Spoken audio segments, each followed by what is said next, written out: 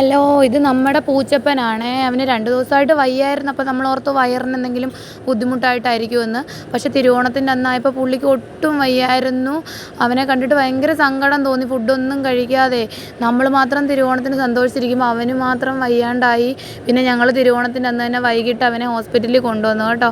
ഇവനൊരു നാടൻ ഇനത്തിൽപ്പെടുന്ന പൂച്ചയായതുകൊണ്ടേ നമ്മൾ എവിടെയെങ്കിലും ഹോസ്പിറ്റലിൽ അങ്ങനെയൊന്നും കൊണ്ടുപോകാനോ ചെക്കപ്പ് ഒന്നും ചെയ്യാൻ സമ്മതിക്കത്തില്ല. കാരണം തെറിച്ച് ഓട്ടമുള്ള ആളാണേ. പിന്നെ നമ്മുടെ കൂടെ 7 വർഷമായിട്ടുണ്ട്. നമുക്ക് അതിൻ്റെ ഫീലിങ്സ് അവനോടുണ്ട് കേട്ടോ.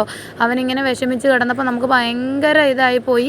പിന്നെ 5 ദിവസം അവന് ആൻറ്റിബയോട്ടിക് ഉണ്ടായിരുന്നു. 5 ദിവസം ഹോസ്പിറ്റലിൽ കൊണ്ടുപോയി. ഡോക്ടർ പറഞ്ഞു മഞ്ഞപ്പിത്തത്തിൻ്റെ സ്റ്റാർട്ടിങ് ആണെന്ന് പറഞ്ഞു. ഇപ്പോൾ ഏതായാലും ദൈവം സഹായിച്ച് കുഴപ്പമൊന്നുമില്ല. ആൾ തന്നെ ഫുഡൊക്കെ കഴിക്കുന്നുണ്ട്. അമ്മ എടുത്ത വീഡിയോ കേട്ടോ ഇത്. ഇവനെ നമ്മൾ പൂച്ചപ്പൻ എന്നാണ് വിളിക്കുന്നത്, പൂച്ചൂസ് എന്നാണ്. വയ്യാതായതുകൊണ്ടാണ് സത്യം നമുക്ക് ആളെ ഒന്ന് ഹോസ്പിറ്റലിൽ കൊണ്ടുപോകാനൊക്കെ പറ്റിയത്. അല്ലെങ്കിൽ ആളെ നമുക്ക് പിടിച്ചാൽ കിട്ടുന്ന ഒരാളല്ല. ഓട്ടടാ ഓട്ടമാണ്, എപ്പോൾ നോക്കിയാലും അങ്ങനെയാണ് ആൾ.